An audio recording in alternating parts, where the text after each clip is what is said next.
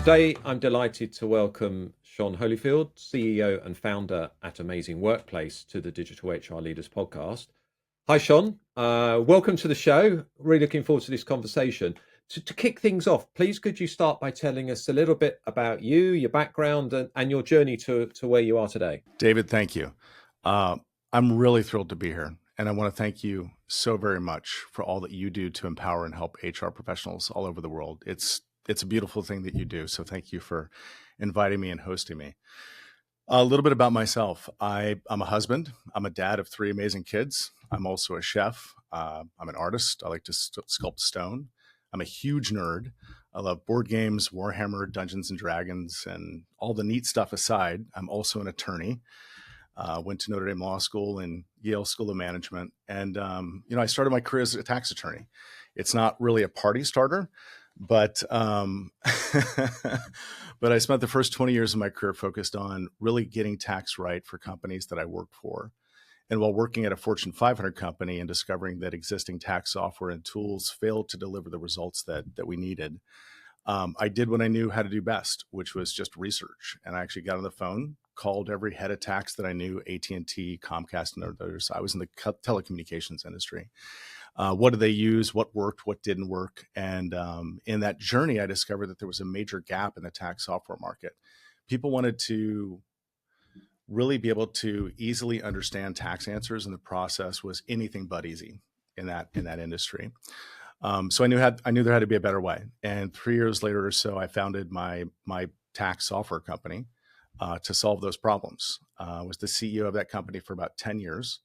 And in that time, we worked with the largest companies in the world. We worked with Walmart, Apple, Amazon, thousands more.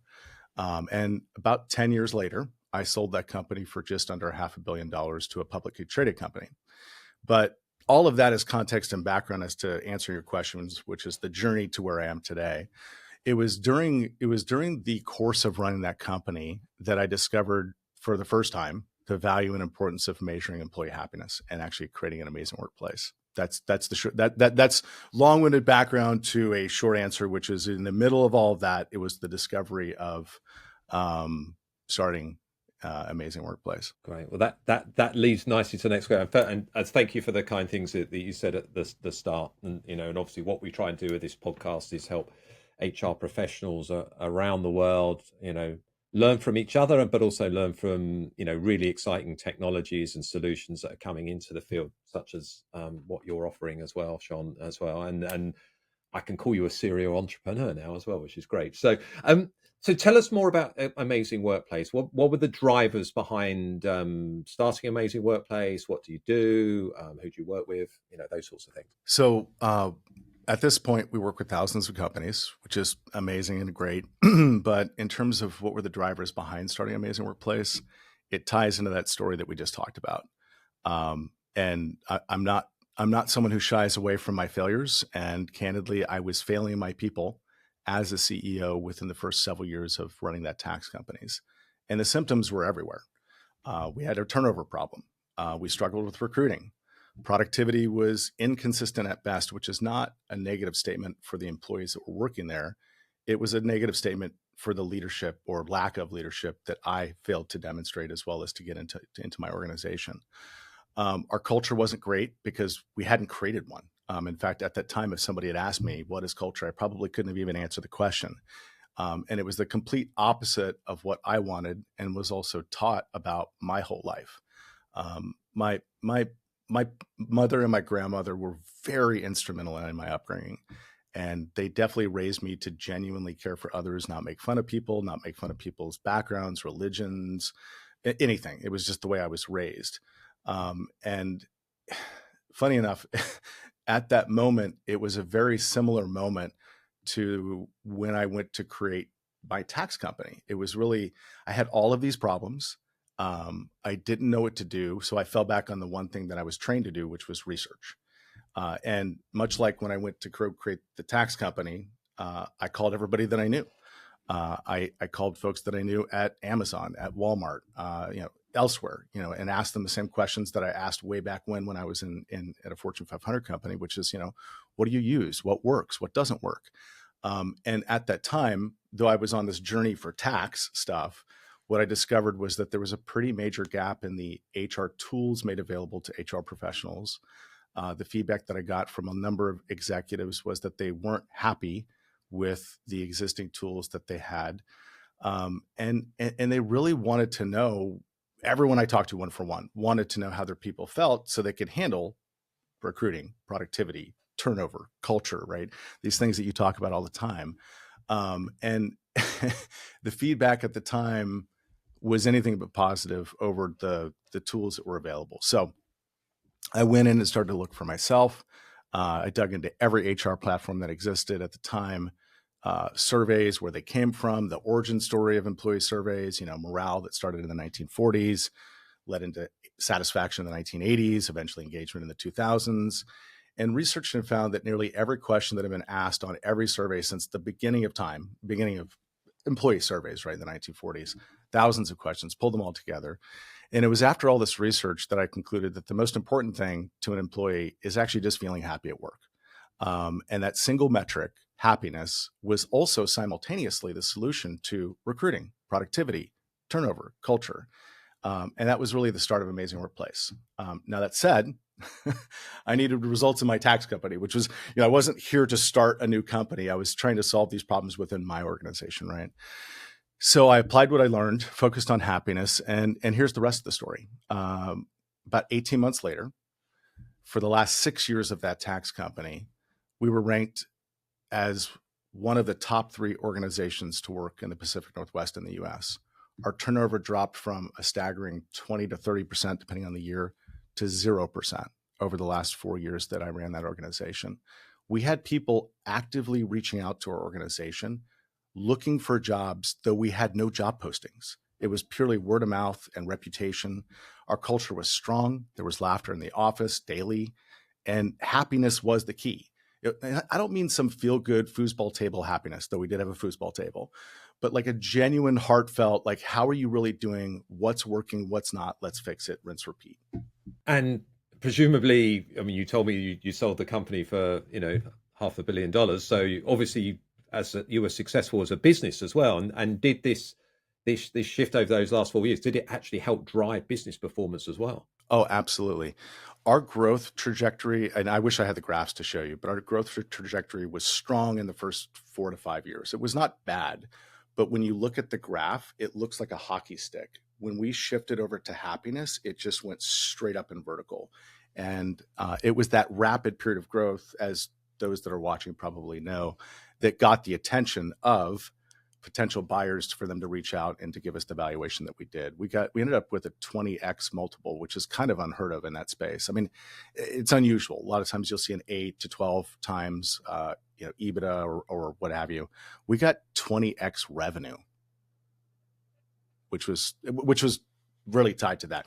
Interesting side note, when the company that acquired us was then interviewed about the acquisition, one of the top 3 things they talked about was the happiness of our employees and those rankings and all of that. So it obviously not only was instrumental in creating a great culture, reducing turnover, making recruiting easy, productivity skyrocketed, growth skyrocketed, but for the acquirer who went in and invested the money in us, it was a big deal for them to communicate to those investors that they had as to the value of investing in an organization that had that. One further side note, I don't think I'm breaking confidentiality by saying this. 2 years after acquisition, which was the period of time that I was with that organization, great company, we had 0% turnover from the people that were brought over, which is also unheard of. Wow. Yeah, that really is unheard of, isn't it? No, that's fantastic. And now you basically got our listeners thinking, wow, I want to learn more about employee happiness and how maybe we can use this to drive performance in our organization, the productivity, the reducing attrition, etc. So you said it's not just about having a football table. So in your view, what is employee happiness? And other than what you've already said, why is it so important for businesses to really focus on this? So this is not a criticism, but it's just a candid observation. And it's something that I myself suffered from early on in my career. Happiness often gets conflated with other words. And what I mean by that is that you have two separate words that are not the same, and we mush them together in our head and we think they're the same, right? So happiness is simply defined as feeling glad. It was created around 1150. I mean, obviously the idea of happiness dates back to the dawn of time, but in terms of, where we record where words were created, which is predominantly Rome, Latin. So it was about 1150. 350 years later, the word satisfaction was created, which originally meant to have enough. These are not the same, right? And in fact, if you think about your personal life, I don't think anybody comes up to a loved one and says, I'm just satisfied with our relationship, and the result being some feel good moment, right? Happiness is probably a little bit higher on the chain. So, they're not the same. And then we fast forward to 1990, and engagement was created by William Kahn. But it's defined and measured differently by each company that sells a product. So there's a little complexity there, just because, as you know, and I think you're a very smart, outspoken advocate on the value of making things simple and understandable, and that can create some challenges, right? But the most common definition, I think, of employee engagement, there's many, is loosely the enthusiasm and dedication that a person feels towards its organization, those are great things to want to achieve or obtain. I think that tackles the question of what is happiness, right? And then I think there was a second question there, which is why is it important? I would say that happiness is important because we finally have the one thing that, if measured and improved, gives people and business owners what they both want and need, right? It's a win-win. But I think more importantly, it's actually a solution. And let me walk through that for a second. Solutions work, right? So logically, we have to work backwards from what we want in a business in order to identify what we need to measure and do to achieve it. We want to grow and be financially successful. We want to attract top talent. We'd love for people to be productive. And candidly, if people are productive, they often feel happy. And if they're happy, they're often more productive. It's just a beautiful circle, right? And we want to retain our best people. Well, success and growth, countless surveys by Harvard, Oxford, MIT, educators, and more point to companies that have happy employees, have built strong cultures based on happiness, based on purpose, based on meaning, really outperform and grow faster than businesses without. And I think that research is pretty well established, and I hope pretty widely disseminated. Recruiting, people read online reviews to find out whether or not employees are happy working at a company. Nobody goes and compares engagement scores. And in fact, if engagement scores were the key to recruiting, we would put them in our job postings, which we don't, right? But happy employee reviews and or happiness scores absolutely help with recruiting. Employee happiness is actually a magnet for top talent. Productivity, Oxford study that was done, I think, in 2023, proves that happy employees are factually more productive. It was the first field study on happiness they did in conjunction with British Telecom. And that is common sense amongst the executives that we talk with, right? It's kind of common knowledge that if we're focusing on happiness, it's more likely that people are going to be productive, right? And then turnover.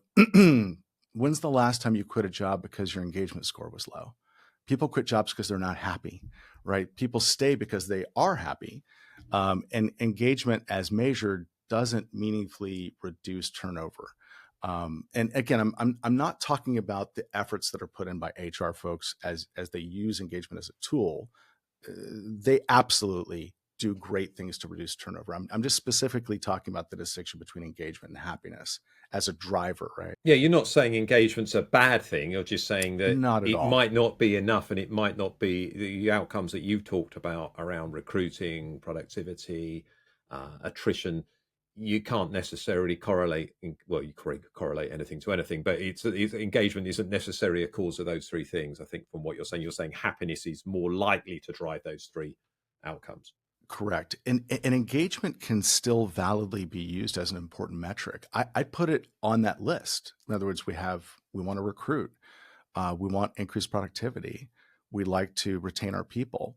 We would also like our people to feel engaged, to be whatever the definition is, dedicated, enthusiastic. But when we look at what drives that, it's actually happiness. If I'm a happy employee, I'm probably pretty enthusiastic, right? I'm also probably more dedicated to my workplace because I'm happy working there. So happiness is really a driver of engagement, not the other way around. Yeah. No, it's very interesting, and obviously the employee engagement industry has been quite successful in the fact that every company seems to measure it, or most companies seem to measure it. Some measure it annually, some measure it monthly, some measure it more frequently. Um, so I'm just thinking aloud here a little bit, but maybe an executives kind of understand engagement. They put engagement in their annual reports. You're right. I've not seen it in a job description. Actually, it's a really good observation. So presumably, if we want to get more HR folk to measure happiness, we need to persuade, encourage, influence business leaders that we should be measuring this as well as engagement. Is that right? And presumably you have some tricks and tips on how companies or HR professionals listening to this can maybe influence their leaders to do that. 100%. I think that when we look at both topics, happiness and engagement, these are not misaligned ideas, right? We'd love to know how our people feel. In order to meaningfully make any change, we really need to know why they feel that way. And whether we're looking to solve recruiting, whether we're looking to reduce turnover, whether we're looking to increase productivity, whether we're looking to drive engagement, understanding how people feel and why they feel that way is really at the foundation of that success, successfully achieving that outcome. And then it's rinse repeat. The beautiful thing about human interactions and relationships is that there's been a pretty well defined successful path to accomplishing improved interpersonal relations. It's making the time to listen, find out what's needed and wanted, find out how people are doing, how they feel, and then obviously making the time to own whatever that feedback is, and then take action to really respond to that individual. So anyway, I hope that answers that question. No, it certainly does for me anyway. And people listening that they haven't, then they can contact you, Sean, and ask you some questions on it maybe. But um, so we kind of understand how we measure engagement. It does unfortunately get boiled down to a score sometimes, and some executives obsess about getting it from 72 to 74 or something, Yeah. and maybe don't look at some of the stuff underneath. So how, let's put that to one side, because Yeah. we're talking about employee happiness here. How do you measure employee happiness, and any pointers for listeners to maybe start implementing it in their organizations, or maybe if they're already doing it to a degree, how they can roll it out further? Yeah. I mean, as we get into measuring employee happiness, I want to answer that question head on, but I also want to just kind of back up to the key successful things we're trying to achieve. The recruiting, the productivity, the growth, the low turnover, engagement is maybe something else that we're wanting to achieve, right? Companies have been trying to solve these leading indicators or these things for almost 100 years, if not longer, right? So there's a whole history there, but in terms of how we get to measuring happiness, from our point of view, it was a deep dive into research. I kind of shared the story of how I built the tax company, and then ultimately how that led to the research that was done to solve these HR issues I was having within that tax company, which then later, after I sold that company, this was the thing that I really enjoyed and was fulfilled with the most in that journey. The financial growth was great. The exit was great, but creating a workplace where people genuinely enjoyed working there was just tied to how I was raised, and it meant a lot to me. So as I looked at the research, I did a lot of deep diving into where did employee surveys start, and they started in the 1930s, 40s, really born out of conflict that existed at the time. Let me back up. Employee surveys in the U.S. were created here. So that's the research I'm communicating about. It's very likely that employee surveys existed outside the U.S. Prior to that time, but initially it was morale, and that's what was measured, and there wasn't a lot of meaningful improvement for about 40 years. So there was a shift to satisfaction, and there wasn't meaningful improvement over the next 20 years. And that was like 80s, 90s. And then William Kahn wrote about personal engagement in 1990. And then eventually, obviously, there was employee engagement has really, about a decade after he wrote about personal engagement, kind of launched from there. But it was really based on a number of things that I'd researched, as well as interviews that were done with William Kahn, that inspired me to take a fresh look at this entire area. Bill was interviewed in the early 2020s, and he was asked what he thought about employee engagement. And his response was that it was, quote, violently and fundamentally different than what he wrote about in 1990. What he was talking about was the important interpersonal relationship between an employee and their direct leader. And that in order for anyone to meaningfully improve the engagement he was talking about, we had to find out how the person was doing, which was really, for me, a bit of a catalyst. So we had to start over. Like the Amazing Workplace couldn't just come in and copy, paste, edit what had been done. So we had to start from scratch. And if I learned anything from the hundreds of research articles in history of employee surveys, we knew one thing, that something new had to be done. So we had to develop a new technology, which is interesting and ironically not really a new technology. It's maybe a technology as old as time, which is the idea of a conversation. So it's a way to connect with people and truly find out how they're doing. And we knew it always worked when it was done live and in person. In other words, every HR issue that I had to tackle when I was running my tax company was able to be resolved if we just got in communication with someone, if we were able to have a conversation, right? But how do we do that at scale, right? How do we take that idea of a human conversation and using technology create something that feels, looks, acts like a conversation? And that's what led to the creation of a proprietary conversation system. And it looks and feels like a live human conversation, just like a conversation you have with a friend. It starts with a topic. You briefly talk about the topic, you describe it, why we're here to talk about this particular thing. It provides context, understanding. Once that's established, the system then opens up by asking the person how they feel about that topic. So if you and I were to talk about your favorite music, or I hear you listening to music, for example, and I say, David, I'd love to talk to you about your favorite music. And you go, great, that's the topic, right? Yeah. How do you feel about music? Well, I really love it. Okay, great. And then from that point, based on your response, I would then naturally ask you follow-up questions. So the system is smart enough to change the questions that are asked based on the feeling. So if you were happy about music, it would naturally ask David, like, hey, so why do you feel happy about music? If you weren't, it would naturally ask, well, why don't you feel happy about music? Or what would make you feel happier about music, right?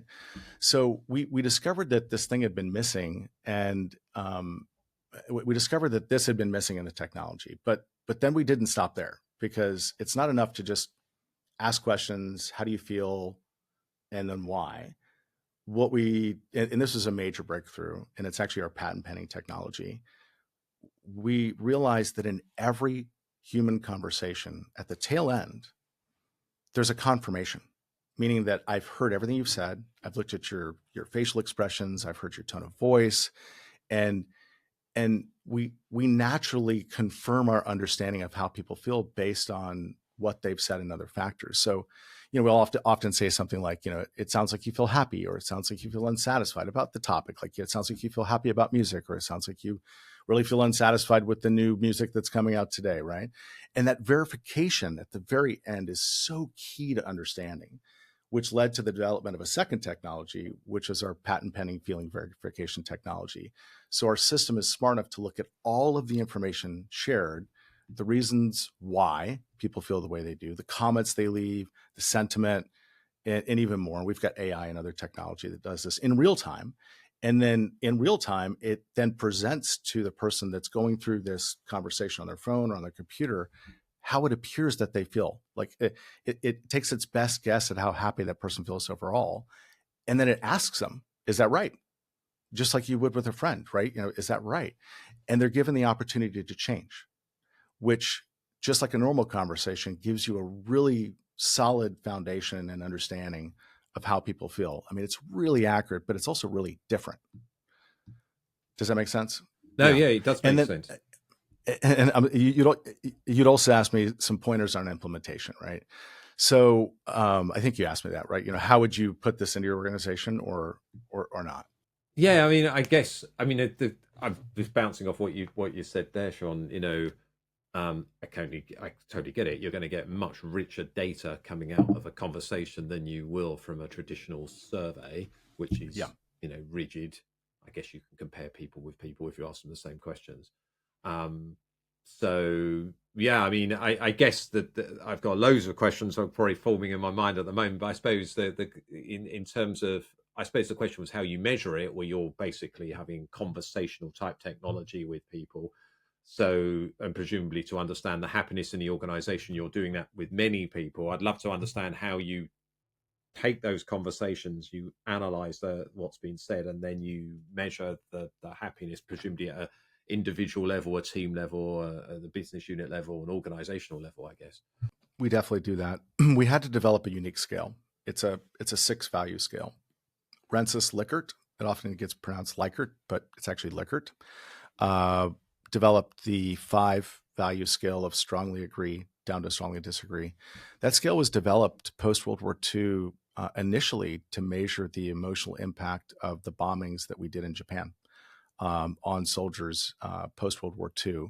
And then that same research was used to measure race relations in the US later on, and then later got used for employee surveys. And it's interesting because that structure has been kind of the set in stone foundation on which almost every survey platform has been built. Um, that was another technology that we needed to rethink, because while I can measure how strongly a person agrees or disagrees, I'm not measuring how happy they feel. So we created a 6-value scale: very happy, happy, satisfied on this side, unsatisfied, unhappy, very unhappy on the other side. And that 6-value scale lets us really know where people fall, in terms of their feeling about a particular topic. And that's the starting point of measuring happiness, is asking them, do you feel happy about this topic? Do you feel, once introduced, right? Do you feel unsatisfied about this topic? And then once we get that response, the system then, sort of decision trees out to the next logical question based on that response, meaning that if a person is on the right side of that spectrum and they're not happy or very happy, well, how come? What would make you feel happier? What, if anything, are you happy about? If they're happy, well, how come? And then what's interesting on the happy side is we also crowdsource that group's feedback on what they believe would make others feel happier, which is an important question to ask that group as well. So you're getting, again, this check my understanding here, Sean. You're getting two types of, the system's dynamic enough to ask the relevantness question, which obviously is different from a rigid kind of list of questions. And then also, I guess, because it's conversational, you're getting two different types of data. You're getting some very rich data from presumably able to analyze the conversation, and you're also getting the benchmarky type data in terms of asking a question if someone's very happy, satisfied, or unsatisfied, etc. On there as well. Yeah, that's right. I mean, again, if you can talk a bit more around that, that would be, I think, helpful for the listeners to understand. Because we will have a lot of people analytics people, and probably people involved in employee engagement, survey analysis, listening to this as well. Yeah. Well, I mean, we discovered that people overwhelmingly prefer a conversation that's smart and dynamic and feels human over traditional surveys. Traditional surveys look and feel like tests. I've taken a ton of them over the years, and at times they leave more questions than answers at the tail end, because of the fixed in stone, or sort of rigid measuring how much people agree or don't agree with a statement. But it's the why someone feels a specific way that allows us to meaningfully pick and choose what action we plan to take. And that's what we found was missing in a lot of the traditional survey tests, is that we're able to measure mathematically the level of agreement, and we can, with precision, measure that. But what's often missing is the why. Now, sometimes the statements themselves give us a why, right? Sometimes, we may ask, do you have the tools and resources needed to be effective in your job? Well, then one can assume that it's an assumption that if very few people agree with that statement, that might be the why. But what if it's the person doesn't have the tools and resources, but what's really driving that is they've been asking for them and they haven't gotten a response. So it's not so much that the tools and resources lacking is what's driving their unhappiness or dissatisfaction. It's that no one has even told them where things stand on these requests. So shifting away from traditional surveys gave us more flexibility to deliver the why, which, at least for me as a business owner, when I was running my own organization, it was those moments of understanding why the team wasn't happy about a particular topic that allowed me then to meaningfully do something about it. Yeah, of course. I mean, if you know people are unhappy, that's helpful to an extent, but you need to know why they're unhappy, and then until you know why, you can't apply the right solution, can you? Otherwise, you could just try and implement loads of things that might be actually make them more unhappy. So, yeah, it certainly makes a lot of sense. No, it's fascinating, and straight away, if you're asking whether you're very happy or quiet or happy or satisfied or unsatisfied, I think that creates a more emotional connection with the question, where are you? Do you feel engaged, very engaged, or so yeah, yeah. And it's, again, you'd think people would understand happiness as a concept more naturally, because obviously that extends to our personal life as well. I think that's one of the beautiful things about measuring happiness is everyone knows what that means for them. I mean, there's definitions out there. Obviously, the origin is to feel glad. I mean, we could loosely say that the presence of positive emotions, the absence of negative emotions or experiences, right? In both cases, yeah, having what you need and want, satisfaction definitely ties into happiness, and some other factors are maybe a more involved or complicated definition. But the beautiful thing about happiness is that by measuring it, we don't run into problems with differences of what that means. In that, for some folks, yeah, I'm happy to just come to work and get paid and go home, and that's happy for me. For other individuals, it may be something more than that, and they're able to use happiness as a way to communicate that. Very good. I'm going to get into a question around links to the research that we've done at Insight 222 first. But firstly, obviously, you mentioned you're working with many organisations. What's the feedback been from those organisations that are working with you at Amazing Workplace, and what's the feedback been from employees who presumably have taken hundreds of engagement surveys in the past? Well, the one I'm most proud of is we just recently broke 10,000 employee reviews. And what I mean by that is that employees that went through our conversation platform made the time at the tail end to leave us a 5-star review. And we just broke 10,000. Actually, I think we're over 12,000 now. 5-star employee reviews. And the feedback is overwhelmingly positive from the employee experience. And the themes are pretty much the same. They really appreciate that someone's asking them how they feel, and they like the focus on happiness. They prefer the conversations over the tests that they've been taking for years, the survey tests. And then there's some additional themes that we've seen that come out of those positive feedback statements from employees. But those are the predominant themes. That it may not seem like a big deal, but if we just pause for a moment, making the time to go to our people and say, I really would love for you to be happy at work. I'd love for you to look forward to coming to work. I can't wave a magic wand and make that happen, but I care about it, and I like to measure it, and I like to focus on it, and would love your help in discovering what we can do to make that outcome possible. And I think probably one of the most meaningful stories that I won't get into which company it was, but large manufacturer, they were suffering from very high turnover. And in about 10 months, we were able to reduce their turnover by 90%. But what really stood out was that they were losing senior, experienced, on the floor experts that were leaving, and they didn't know why. And what came out of the conversations and the feedback, one of which really just stuck with me, you get these comments and they stick with you and you just love them, right? So here's an individual who's been working for 35 years and was with this company, I think, for over 20.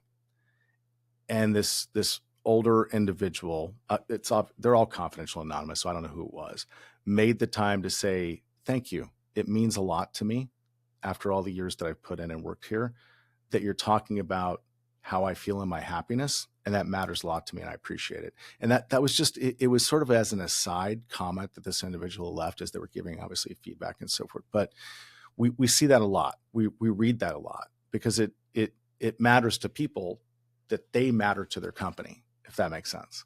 No, that's really good. And you've partly answered my next question, which was around actionability, because, you know, we can do a survey or we can have a conversation, we can analyze and start to understand why, but ultimately it's all about the action, isn't it? And it sounds like what you're doing at Amazing Workplace gives insights.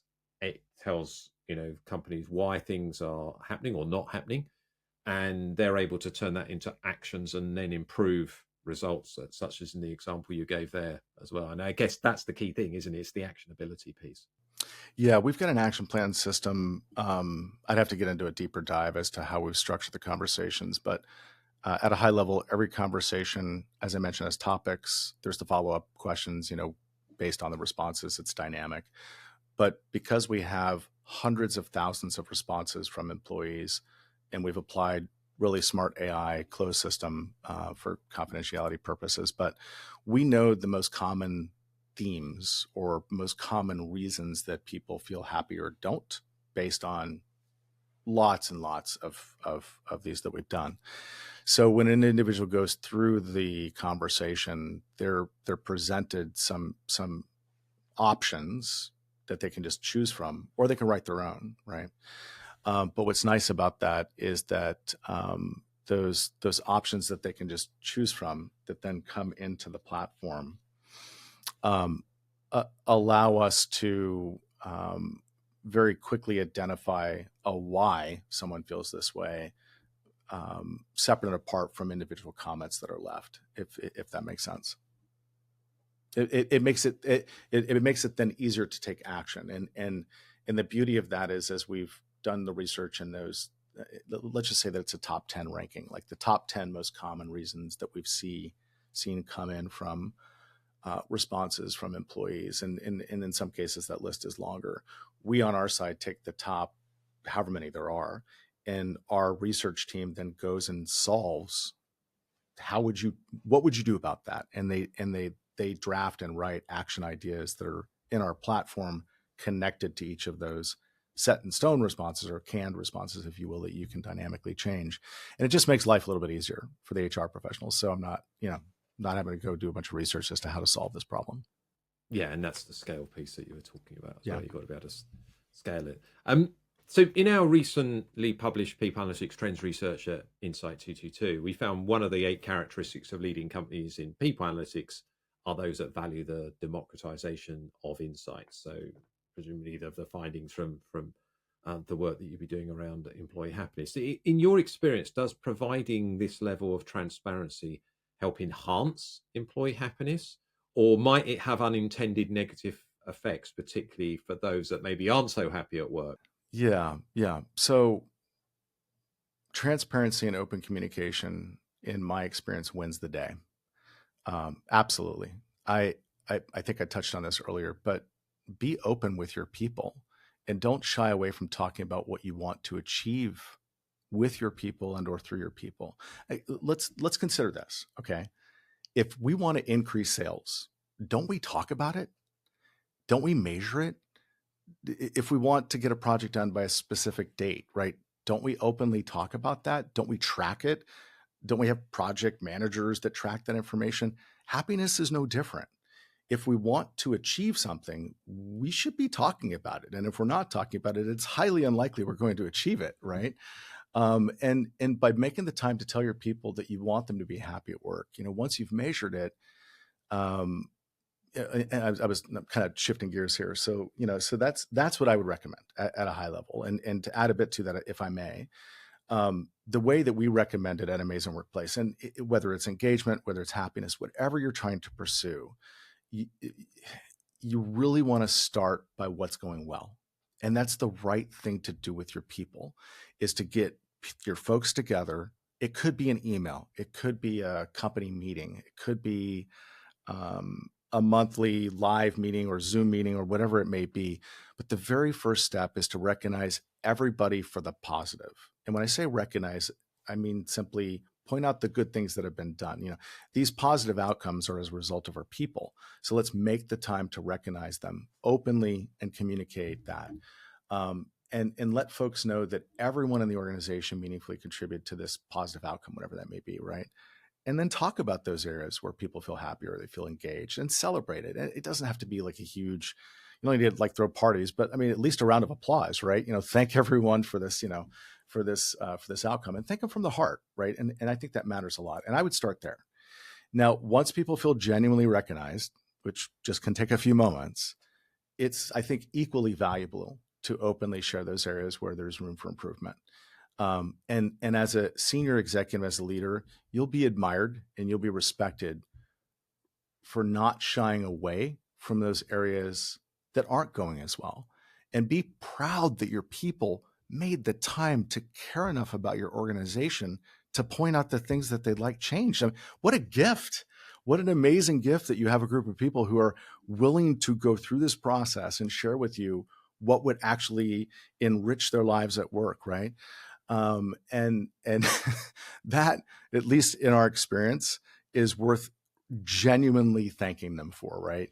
And then if it's me as a leader, touch on those areas that we're not doing as well at a high level. You don't need to do a deep dive, but make time to look at those. Pick a few. It doesn't have to be all of them. Just pick one, pick two things that's on that list where there's room for improvement.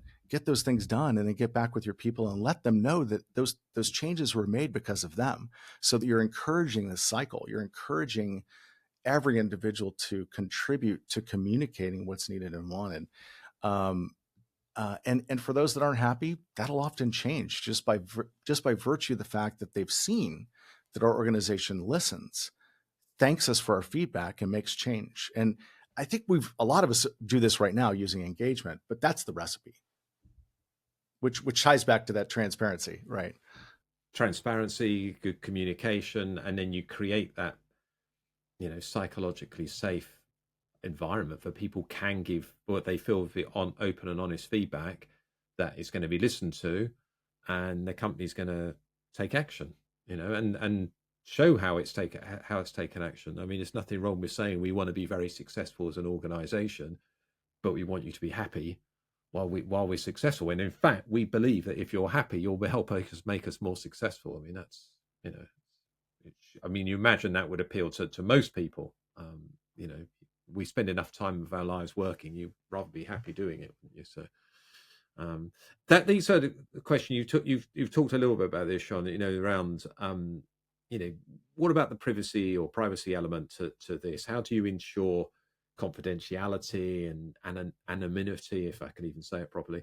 Yeah. Especially given that some employees may be hesitant to provide authentic answers if they fear that they might be identified. They might just say they're happy when they're not happy, that sort of thing.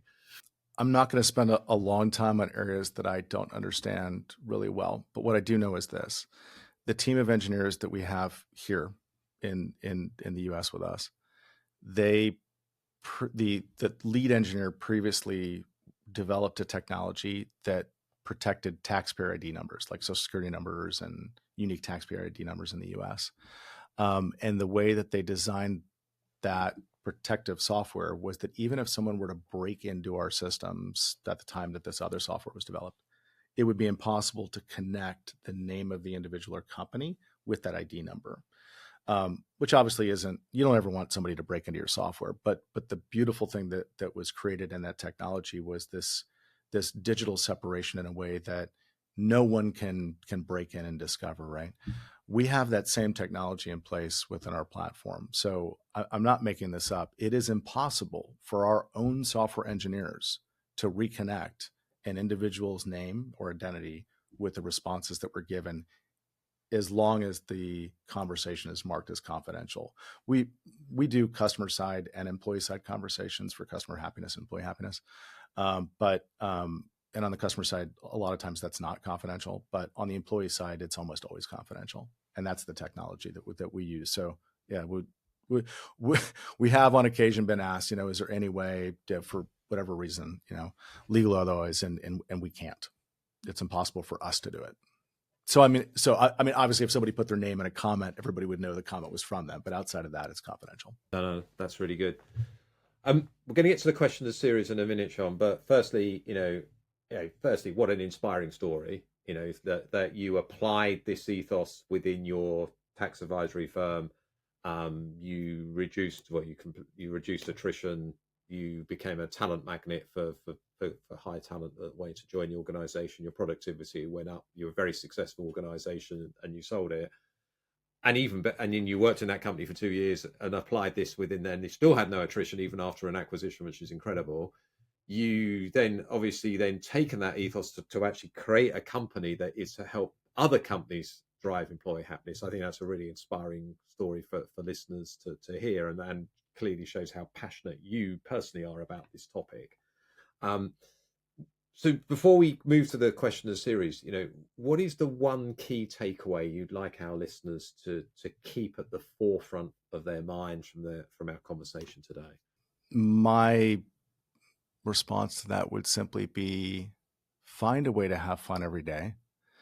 HR can be tough, and at times we get so busy putting out fires created by typically a really small percentage of the whole that it's easy to lose sight of the beautiful environment or outcomes that we're creating.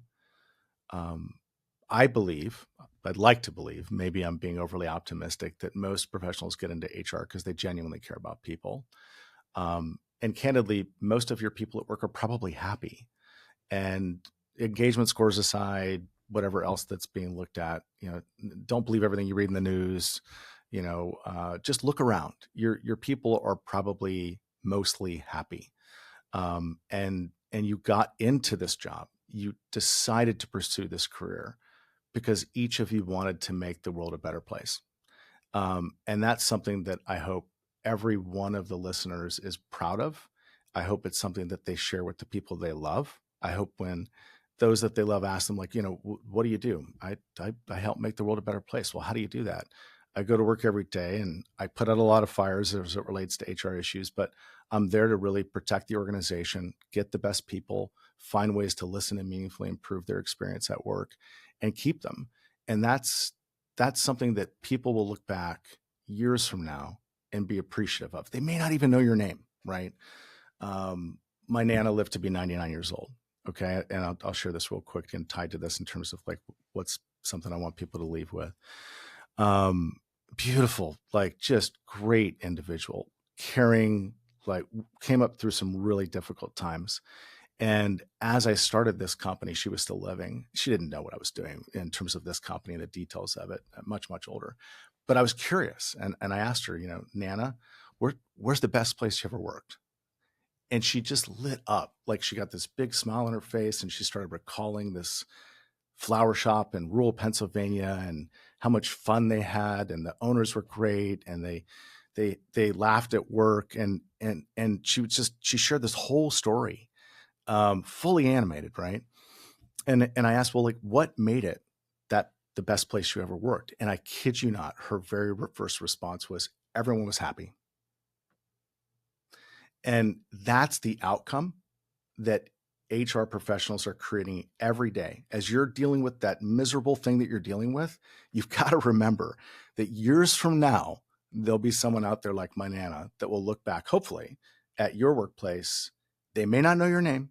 They may not know it was you that was behind it, behind the curtain, but that experience that they will look back and share with their grandchildren or share with their people they love has your fingerprints all over it. That's what I would want every HR professional to leave with. That fills your cup up. It kind of gives you the fuel that you need to get through the day sometimes, because sometimes those days are not pleasant. And anyone in HR knows what I'm talking about. Yeah, I think they do. And I'm sure there's a few heads nodding as they listen to this.